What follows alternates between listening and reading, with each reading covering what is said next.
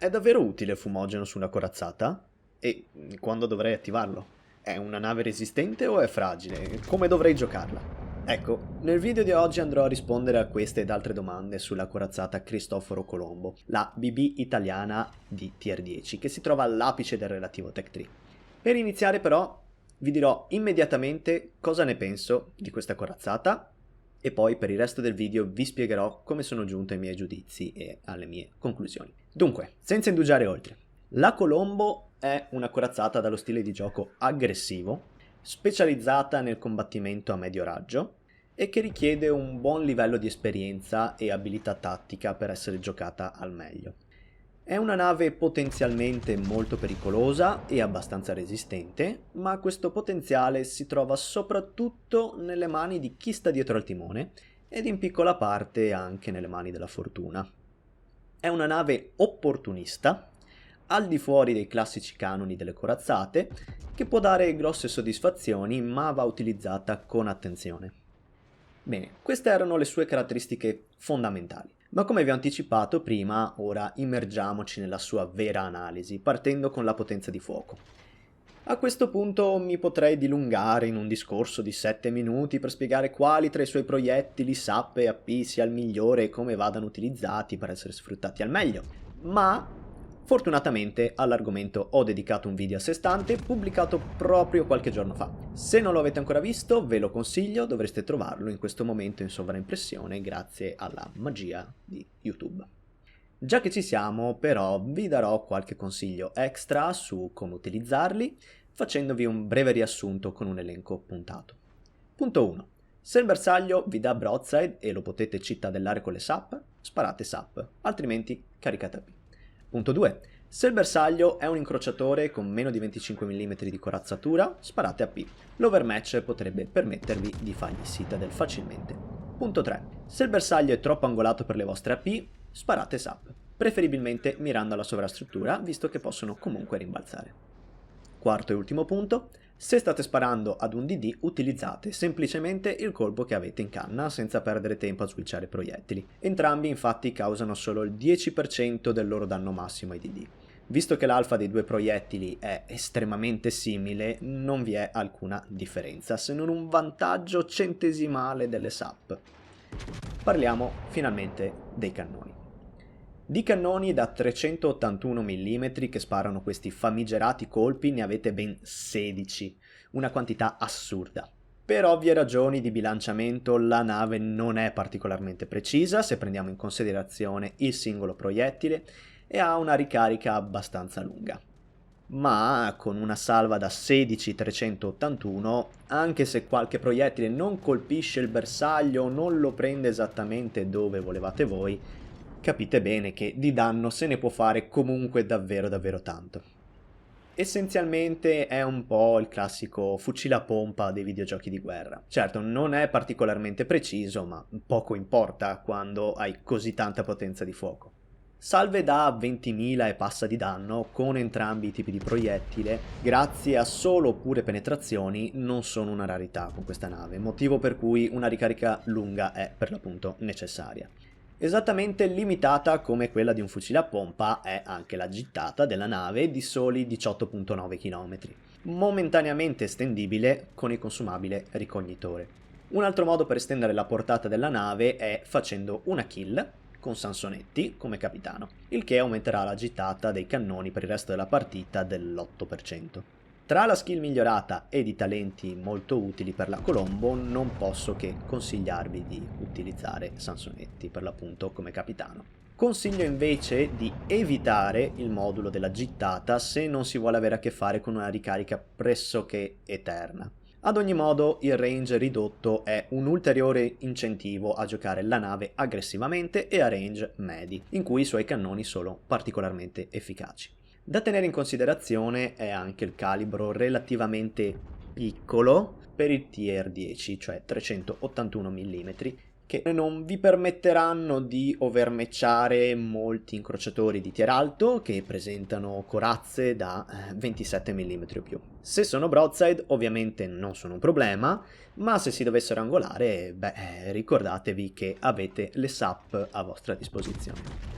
La potenza di fuoco è aiutata anche dal fatto che le torrette dietro possono girare a 360 gradi. Vantaggio enorme per una corazzata che vi permette di cambiare agilmente lato su cui state sparando, senza timore di perdere metà dei vostri cannoni per 30 secondi e più. Questo vantaggio però è utilizzabile solo finché il nemico si trova davanti alla vostra prua e non dietro di voi, perché in tal caso, se decideste di cambiare lato su cui sparare, le torrette davanti dovrebbero comunque farsi tutto il giro attorno alla sovrastruttura, non essendo a 360 gradi come quelle di poppa.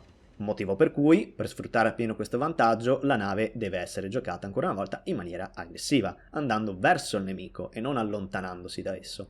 Per poter giocare aggressivamente, però, serve anche essere abbastanza resistenti, quindi diamo un'occhiata a quali sono le difese della nave. Abbiamo due aspetti in questo caso, complementari opposti, uno buono e uno cattivo, la corazzatura da una parte e i punti vita dall'altra. La Colombo ha un buon schema di armatura con un ponte da 50 mm, resistente alla maggior parte delle HE, ed un icebreaker da 60 mm sulla prua. La belt non è male ed è anche presente una turtleback che dovrebbe proteggervi dagli incrociatori con molta penetrazione, mentre non potrà fare molto contro le BB nemiche dato che la parte angolata della turtleback è solo da 25 mm, quindi overmatchabile. La poppa è abbastanza tondeggiante e tutta da 32 mm, altro motivo ancora una volta per cercare di essere sempre di prua verso il nemico.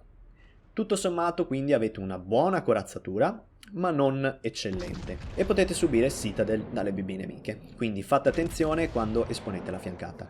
Il vero problema per la sopravvivenza della nave sono gli HP, che sono solo 89.900, uno dei valori più bassi in assoluto per la categoria.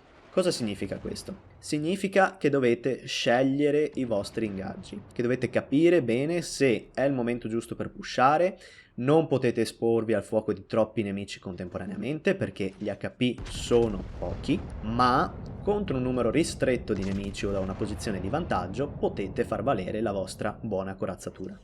Da tenere in considerazione è anche la protezione antisiluro del 31%, un valore relativamente basso dopo che eravamo stati abituati bene da Roma, Vittorio Veneto e Lepanto. E se per caso sbagliaste ad analizzare la situazione? O vi trovaste per sbaglio fuori posizione? O se accadesse un imprevisto proprio quando avete deciso di pushare che rischia di mandare all'aria tutto e di farvi morire senza onore né gloria? Fortunatamente per queste occasioni viene in vostro aiuto uno dei punti di forza di questa linea di corazzate, e cioè la presenza dello scarico fumogeno. Con questo consumabile potete comodamente sparire nel nulla e girarvi completamente, riuscendo a salvare la pelle anche in situazioni che per qualsiasi altra BB avrebbero significato la morte certa. Dovete però tenere conto che siete una corazzata con 16 381 mm, quindi se sparate mentre il fumogeno è attivo o poco prima di attivarlo, tutti quanti continueranno comunque a vedervi, per via dell'enorme penalità allo spot dopo aver sparato, anche se nel fumo. Quindi, prima di attivarlo, assicuratevi che siano passati 20 secondi dall'ultima volta in cui avete sparato e ricordatevi di non sparare fino a che la manovra che state facendo non sarà completata o sarete angolati correttamente rispetto al fuoco nemico che potrebbe seguirne. Quanto vi ho appena descritto è l'utilizzo difensivo del fumogeno, ma ovviamente potete anche utilizzarlo offensivamente, uscendo coperti dal fumo sul fianco di un nemico che non si aspetta voi siate lì e che conseguentemente non si sta angolando verso di voi. In tal caso fate attenzione a non pushare bersagli con radar, hydro o a scendere sotto i 2 km dal nemico, altrimenti verrete spottati anche se nel fumo. Tornando alle caratteristiche difensive di questa nave, spendiamo un minuto anche per parlare dell'antiaerea. L'antiaerea della Colombo, così come quella di tutte le BB italiane finora, non è poi granché. L'antiaerea a lungo raggio è troppo corta e produrrà esplosioni solo per 1 chilometro, distanza che gli aerei di tir alto percorrono molto velocemente, rendendola praticamente inutile visto che a volte non fa nemmeno in tempo ad iniziare a sparare. C'è da dire che la contraerea di medio calibro ha un buon danno al secondo di 406 con un range di 3,5 km, ma essendo una corazzata dobbiamo ricordarci anche del malus che limita al 75% la precisione delle antiaeree, il che porta il danno effettivo a 300. In conclusione, più di qualche aereo lo abbatterete, soprattutto se vi trovate contro portaerei di tier 8, ma non aspettatevi di fermare la furia di una CV Tier 10, soprattutto se vi allontanerete troppo dal resto della flotta. La mobilità è abbastanza buona, la corazzata raggiunge quasi 30 nodi, ha un raggio di virata di 960 metri ed un semilento movimento del timone da 18 secondi, che personalmente ho abbassato a 14,4 con il relativo modulo. La mimetizzazione è ok. È possibile scendere fino a 14 km di spot utilizzando sia il modulo che la skill del comandante, bene o male simile ad altre grosse corazzate di tier 10. L'armamento secondario è per lo più di calibro troppo piccolo per poter fare anche solo dei danni diretti alle navi nemiche e deve affidarsi completamente alla relativamente alta possibilità di incendiare. Comunque sia, al momento attuale è poco rilevante, così come la maggior parte delle secondarie di quasi tutte le corazzate dopo il rework delle skill dei capitani. Alla luce di quanto è stato detto finora e per spiegare meglio i miei giudizi all'inizio del video, uno stile di gioco aggressivo che punta ad andare verso il nemico piuttosto che ad allontanarsi da esso vi permetterà di sfruttare appieno il vantaggio delle torrette di poppa ruotabili a 360 gradi, la buona corazzatura frontale, l'alta penetrazione delle AP a distanze medio-basse, la possibilità di utilizzare fumogeno per assalti improvvisi o come strumento difensivo per terminare push quando volete voi o quando la situazione si fa svantaggiosa, permettendovi al contempo di diminuire lo svantaggio della mancanza di gittata. La Cristoforo Colombo può dare delle belle soddisfazioni, ma è una nave impegnativa. Non è una BB per rilassarsi e spegnere il cervello, ma bensì esattamente l'opposto. Una BB per capitani pensanti in un meta di BB non altrettanto impegnative. Termino la mia recensione consigliandovi moduli e skill del capitano. Nel primo slot abbiamo armamento principale modificato 1, d'altronde perdere AA e secondarie, come vi dicevo, non è poi una grossa perdita su questa nave. Nel secondo slot abbiamo ovviamente sistema di controllo danni modificato 1, nel terzo slot abbiamo sistema di puntamento modificato 1, più precisione sulle BB non fa mai male, in particolar modo su questa. Nel quarto slot ho deciso di utilizzare organi di timoneria modificati 1, trovo un po' troppo lento il timone a livello base e con questo modulo riesco a sfruttare meglio il fumo per fare manovre, schivare siluri e cambiare rapidamente lato su cui sparare grazie alle torrette di poppa ruotabili a 360. Sistema di controllo danni modificato 2 è anche un'altra valida opzione comunque. Nel penultimo slot abbiamo ovviamente sistema di mimetizzazione modificato 1 e come ultimo upgrade abbiamo quello dedicato alla ricarica che viene abbassata da 37 secondi a 33,4, una bella differenza. Come consumabile consiglio vivamente il ricognitore per sopperire alla mancanza di gittata seppur momentaneamente e anche perché il caccia è praticamente inutile.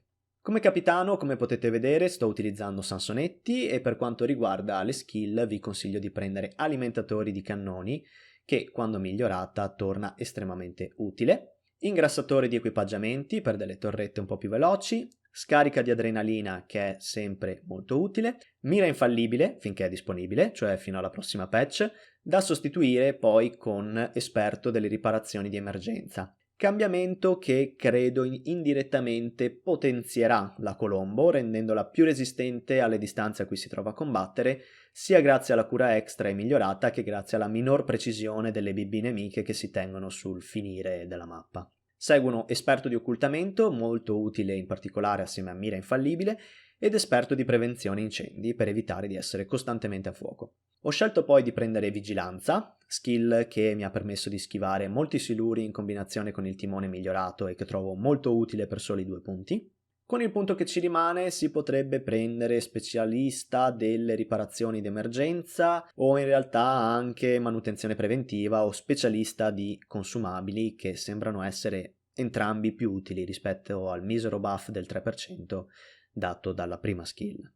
La mia recensione della Colombo giunge quindi al termine, spero il video vi sia piaciuto. Se così è stato vi chiedo gentilmente di lasciare un mi piace e di iscrivervi al canale se volete vedere altri contenuti simili. Fatemi sapere nei commenti voi cosa ne pensate della nave e come vi siete trovati e perché no, quali navi vi piacerebbe vedere nei prossimi video sul canale. A presto!